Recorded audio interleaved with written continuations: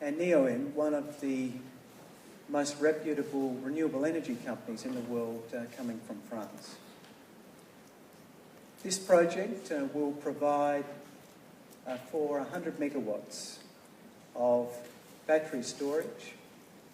It will be associated with the Horndale wind farm, which is located in that same area in Jamestown. What it will do is completely transform the way in which renewable energy is stored and also stabilise the South Australian network, as well as putting downward pressure on prices. This has been an extraordinary collaboration on an international basis, and I want to thank all of those who have participated in bringing us to this day. It's been an incredible journey. On the 9th of February, we had an unnecessary load shedding event. Coming on top of the blackout that occurred back in September, South Australians were shocked and I think had completely lost confidence in the national electricity market. What they were demanding of their elected representatives is they stand up and take control. So the next day we did just that. We stood up and said that we would produce an energy plan that takes charge of South Australia's energy future. That energy plan was developed over the 6-week period up until the 14th of March. And one of the central elements of the plan that we developed was the nation's largest battery. Today, what we're revealing is the world's largest lithium-ion battery, a grid-scale battery that will provide stabilisation services to the grid, have the capacity to make a very serious dent in the $48 million worth of FCAS services which are purchased from the Australian energy market, putting downward pressure on prices here. Also, opening up new possibilities for renewable energy in this state, in this nation, and around the world to be dispatchable. Renewable energy providing firm, essentially baseload capacity for people and industrial users to power their businesses. So it starts here in South Australia.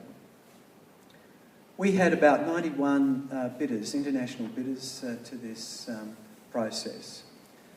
Of course, that was assisted by a little bit of Twitter exchange in the few days before we released our plan between Elon Musk and also Mike Cannon-Brookes. And those 91 bidders were carefully assessed, and I want to thank all of them for the way in which they participated in the process. We did come to a view that there was a superior bid, and it is this partnership between Neoen and Tesla, and we're thrilled to be able to announce today that that is the winning consortium that is going to put this project together.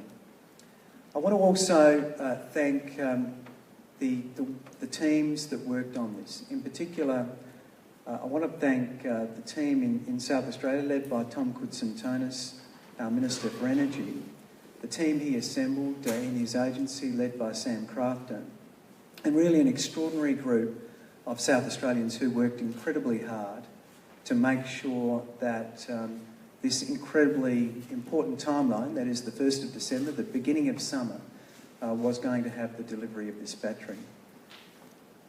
One of the offers that was made very early on in the process by Tesla was that from the signing of the grid connection agreement, they would deliver this battery within 100 days or it is free. It's an extraordinary offer, and it's one which is now being committed to and is part of the contractual arrangements. And that's a fantastic degree of security that South Australians have, that we will have this in place by the beginning of summer. I want to also thank the people who have negotiated with us, both Neoen and Tesla. It has been an incredibly tight timeline to complete what are incredibly complex negotiations. And so, ladies and gentlemen, it's my great pleasure now to introduce you to the International Head of Energy for Tesla, Carl Langton, and also the Chief Executive Officer of Tesla, Elon Musk. Thank you.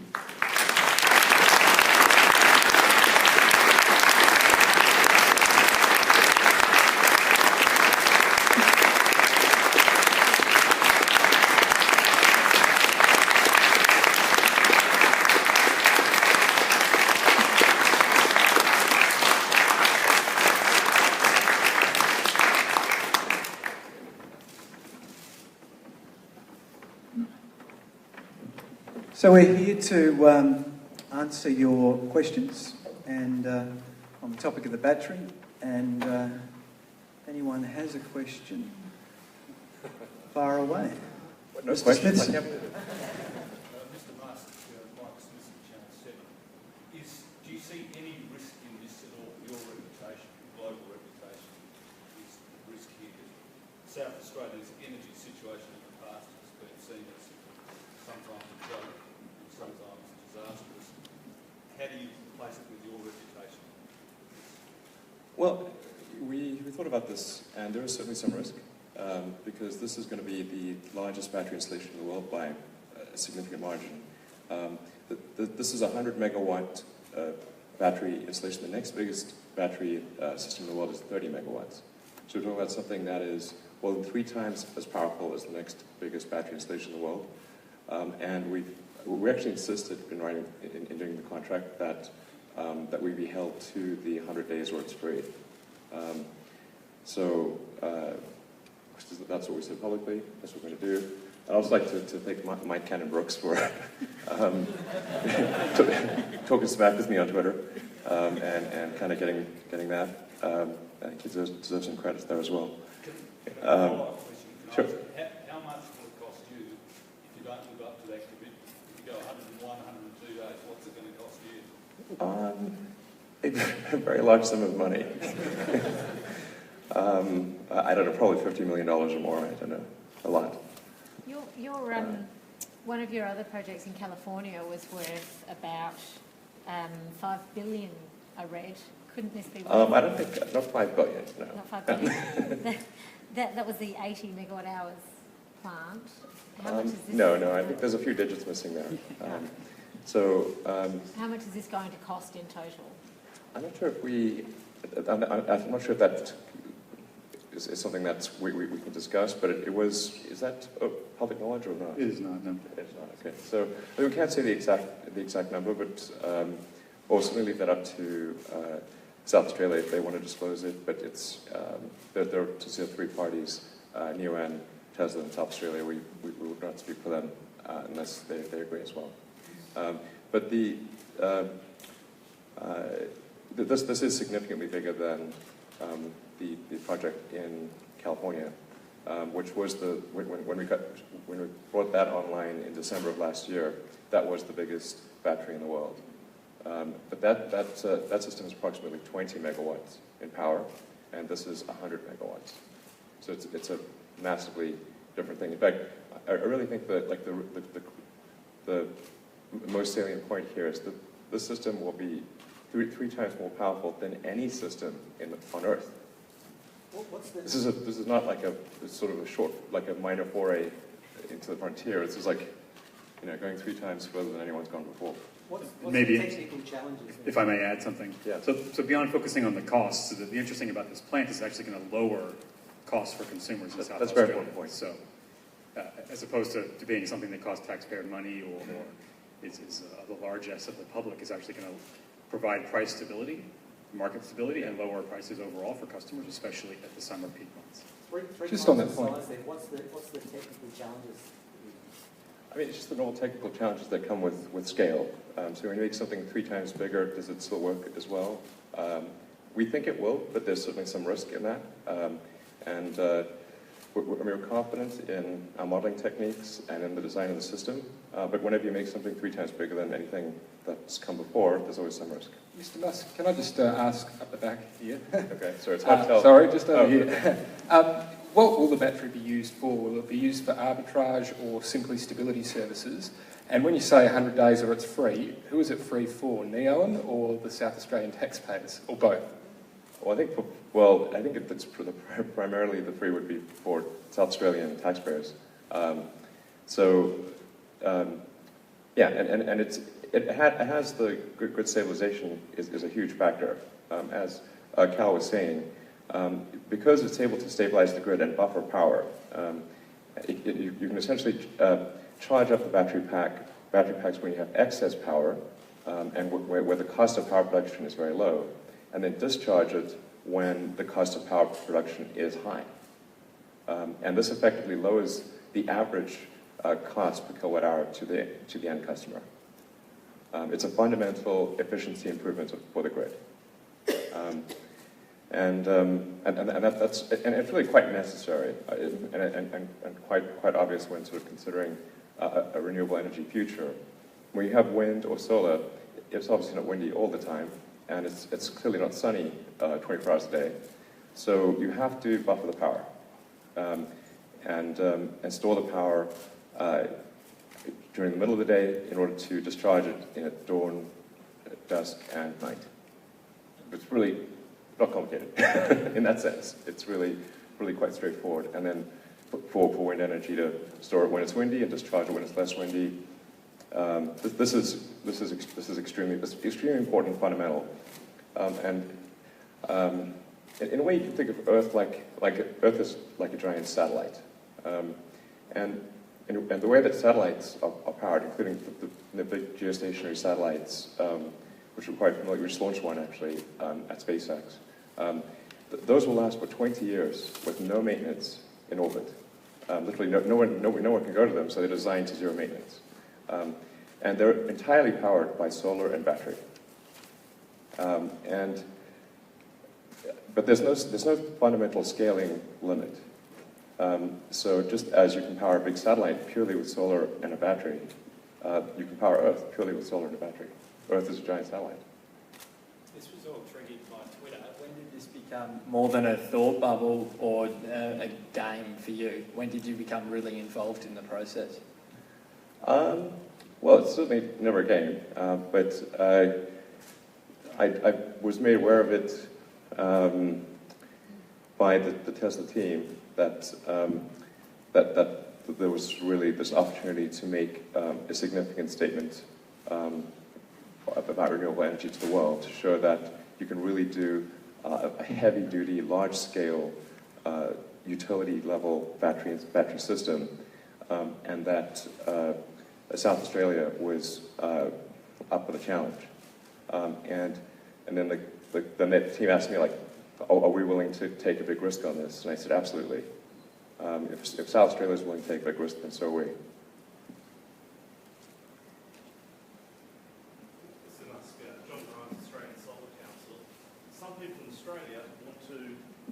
Some people in Australia want to build new coal-fired power stations.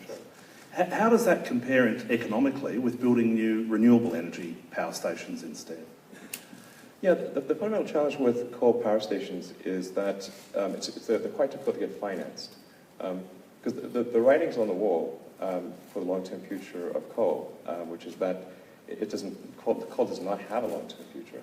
And so when one looks at the establishment of a new coal power plant or doing a major upgrade of an existing coal power plant, when going to investors to get financing for that, investors know that coal does not have a long-term future, so the capital cost is incredibly high because they want to charge a very high interest rate because they're not expecting it to last 30 years, which is normally the length of time that they would want to amortize the value of the power plant. So effectively, coal becomes very expensive because people aren't willing to invest in something that doesn't have a great future.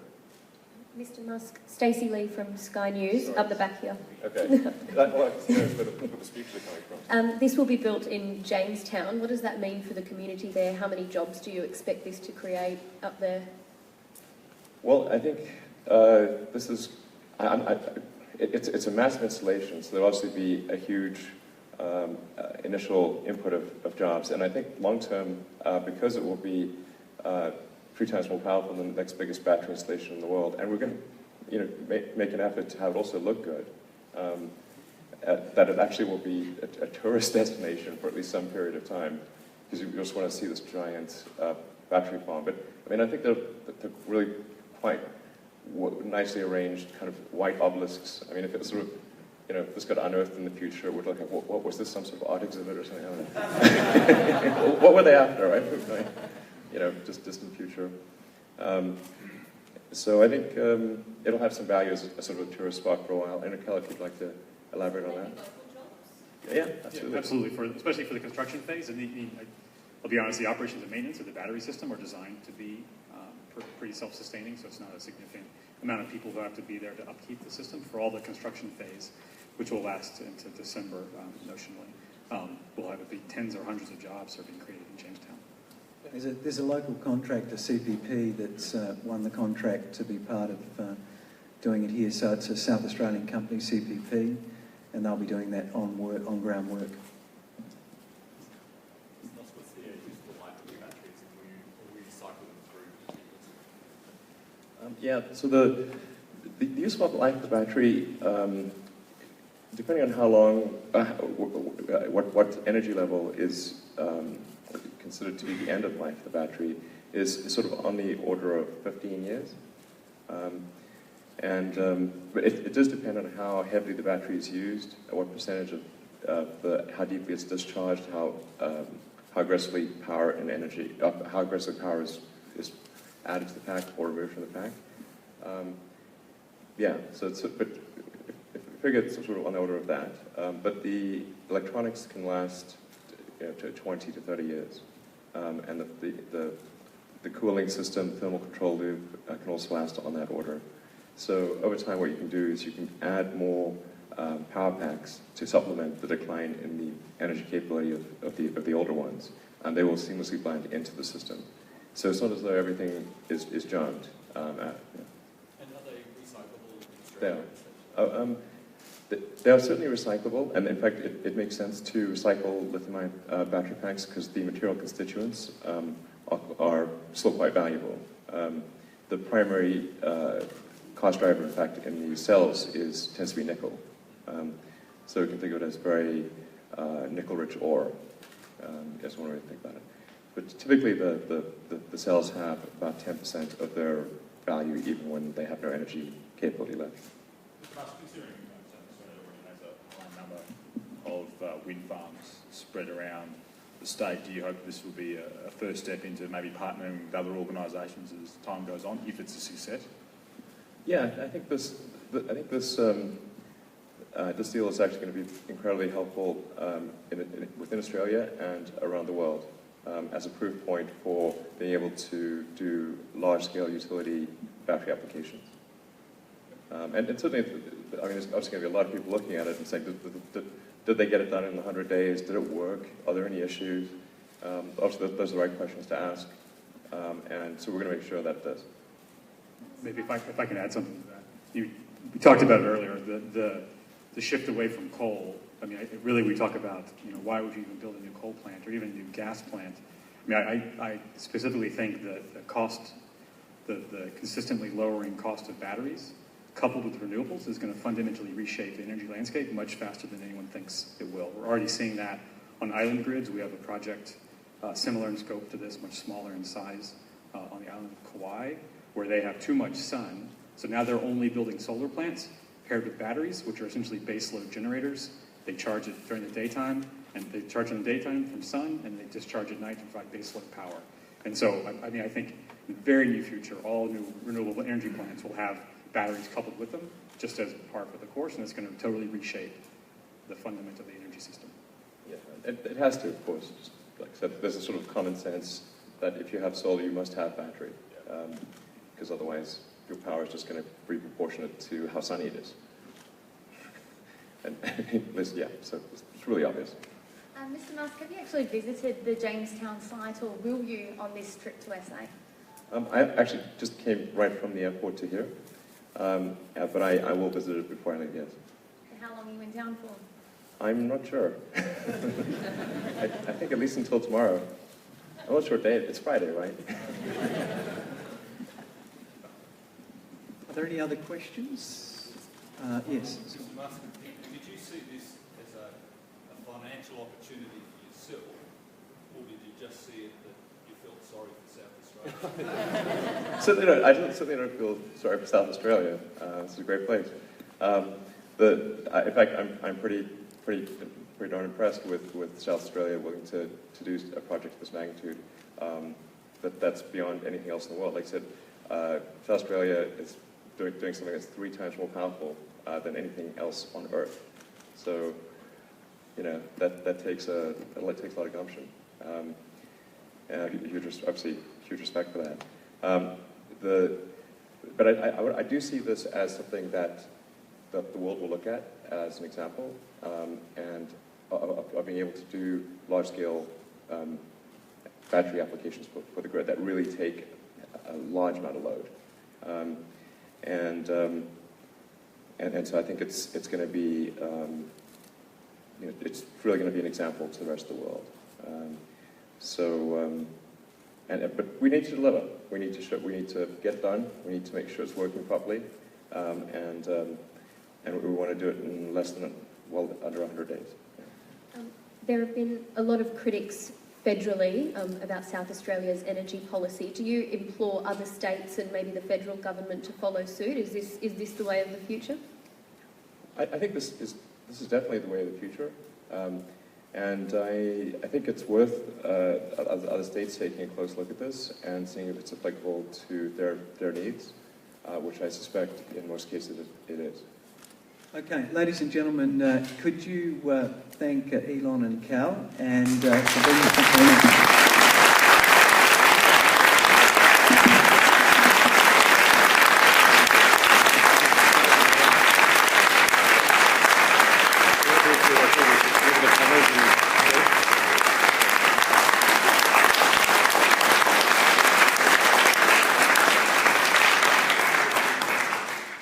Okay, now, ladies and gentlemen, we have ladies and gentlemen, we also have an opportunity to hear from the representatives of NEON, and we also have Mr. Romain de Russo. Thank you, Romain, and also Frank Bourget. Thank you.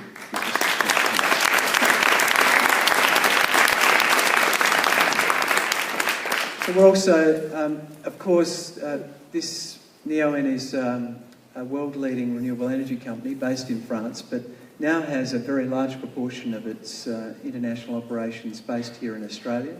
It, of course, has the Hornsdale wind farm, which is over a 300 megawatt wind farm with a very large number of wind turbines, 99, is it? Correct. And so this is an opportunity for them not just to provide the services to South Australia, but also in the balance of the battery to also on-sell that particular service and participate in the market. So this represents another dimension, if you like, of what we've announced today, which is the future capacity for us to firm up an industrial user and introduce competition into the South Australian part of the market. And this is a critical issue for South Australia to be able to put downward pressure on prices, is to actually increase the number of contracts that exist within the South Australian electricity market. So these two gentlemen are also here, willing to answer your questions. Thank you. Gentlemen, at what stage did you first touch base with Tesla and launch that sort of partnership started? From the beginning, we've been looking at possible battery suppliers, and I have to say that Tesla was quickly identified as an outstanding partner with an ability not only to deliver such a large-scale product, but also, we strongly believe, to help us operate it and integrate it to the grid. The challenge is not only to build it, but it's going to be to have it working with the OMO and the grid to deliver. And we also understood quickly that there were strong commitments at the highest level of Tesla's organization. So.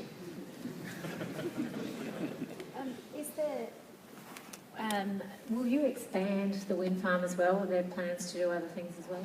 The wind farm is already the largest renewable generator in South Australia, and it might not be in the plan to expand in this location. but there's a lot of other good locations in South Australia where the wind and solar regime are outstanding to do more wind farm with storage.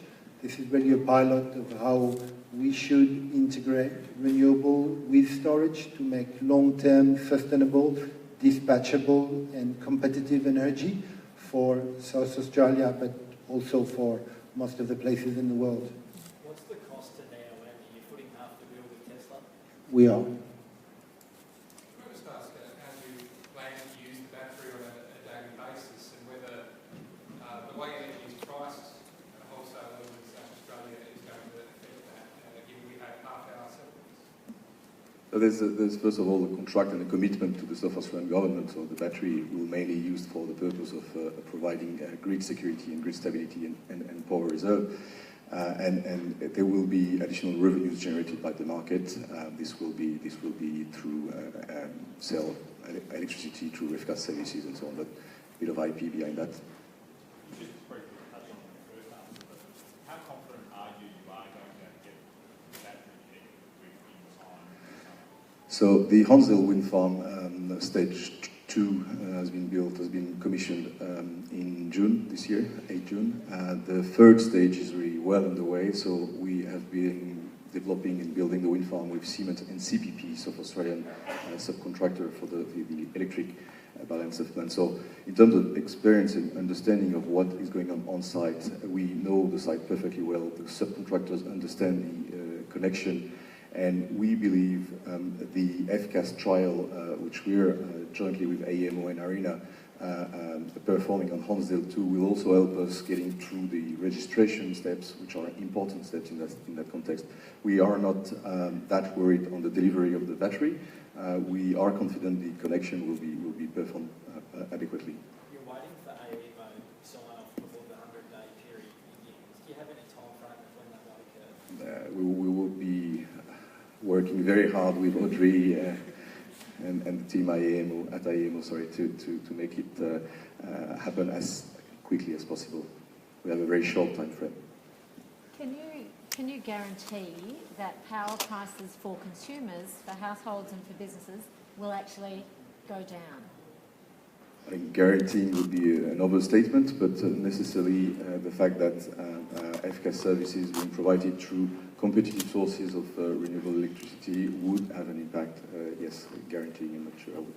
The wind farm is selling electricity between half and 2/3 of the price of the average price of the market. So with the storage, we're going to be able to bring this cheap electricity, half of the average price, at the moment when the people need it, and not only when the wind blows, and that's really what we want to do. Can you just take us through the arrangement with the South Australian government about when the government has the right to attack the battery and how that arrangement will work?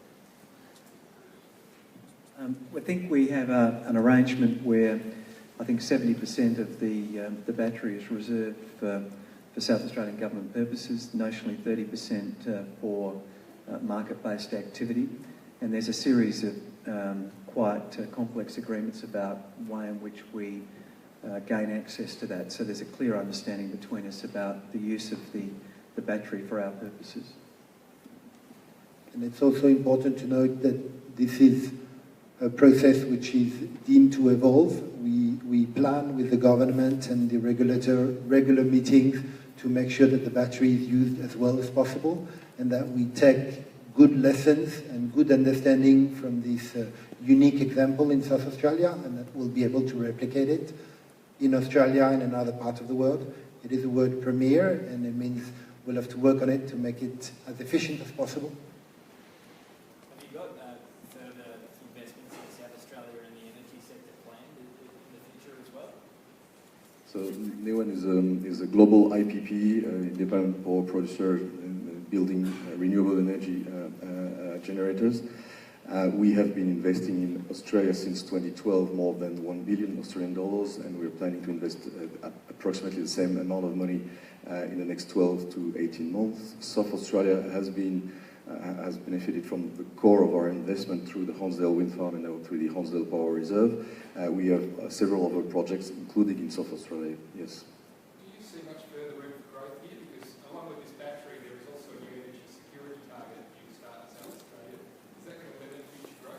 I think we were limited in growing in South Australia without the battery.